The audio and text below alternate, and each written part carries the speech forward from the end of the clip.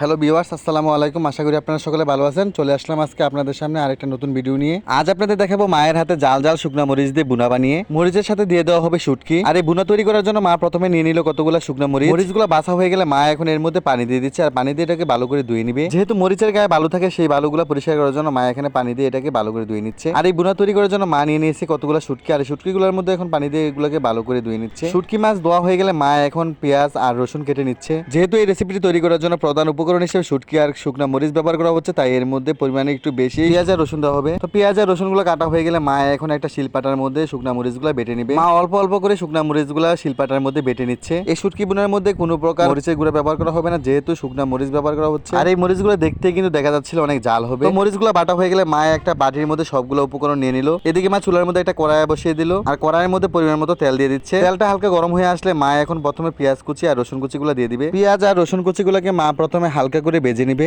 পেঁয়াজ আর রসুন কুচিগুলো হালকা ভাজা হয়ে গেলে মা এখন এর মধ্যে বেটে রাখা শুকনা মরিচগুলো দিয়ে দিবে। শুকনা মরিচ বাটাটা দেওয়া হয়ে গেলে মা এখন এটাকে ভালো করে পেঁয়াজ আর মরিচের সাথে মিশিয়ে নিবে। কিছুক্ষণ এইভাবে নাড়াচাড়া করলে পেঁয়াজ আর রসুনের সাথে মরিচ বাটাটা ভালো করে মিশানো হয়ে যাবে। তো মা এখন ধুয়ে রাখা শুটকি মাছগুলো এর মধ্যে দিয়ে দিচ্ছে। শুটকি মাছটা দেওয়া হয়ে গেলে মা এখন এটাকে আবার ভালো করে নাড়িয়ে চাড়িয়ে মিশিয়ে নিবে। শুটকি মাছগুলোকে এমন ভাবে নাড়িয়ে চাড়িয়ে মিশিয়ে নিবে যাতে এটা পুরো মিশে যায়। মা এখন এর মধ্যে পরিমাণ মতো লবণ দিয়ে দিবে হলুদ গুঁড়া, সাথে দিয়ে দিবে পরিমাণ মতো হজের গুঁড়া। মশলা দেওয়া হয়ে গেলে মা এখন এগুলাকে ভালো করে নাড়িয়ে চাড়িয়ে মিশিয়ে নিবে। এইভাবে কিছুক্ষণ নাড়াচাড়া করে মেশানো হয়ে গেলে মা এখন এর মধ্যে পরিমাণ মতো পানি দিয়ে দিবে। এখানে পানির পরিমাণ একদম কম দিবে। আর এইভাবে কিছুক্ষণ চুলার মধ্যে রেখে দিবে, আর একটু পর নাড়াচাড়া করে দিবে। যখন জলটা ঘন হয়ে আসবে তখন মা এটাকে চুলা থেকে উঠিয়ে নিবে। আর দেখতেই পারছেন আমাদের আজকের শুটকির বোনা হয়ে গেল। জাল জাল শুটকির বোনা দেখতে অসাধারণ লাগতেছিল। এই ধরনের শুটকির বোনা আমরা মার কাছ থেকে প্রায় খেয়ে থাকি, আর আমরা নরসিংদীর মানুষ একটু জাল বেশি পছন্দ করি, তাই এখানে বেশি পরিমাণে জাল দেওয়া হয়েছে। আর সত্যি বলতে এই ধরনের বোনাটার মধ্যে জাল একটু বেশি হয়ে থাকে। তো আমি শুটকি বোনা খাওয়ার জন্য আমার প্লেটের মধ্যে শুটকি বোনা নিয়ে নিলাম, আর সাথে নিয়ে নিলাম একটা লেবু দিয়ে শুটকি বোনা খাওয়ার স্বাদই আলাদা। লেবুর গ্রান আর শুটকি বোনার গ্রান একসাথে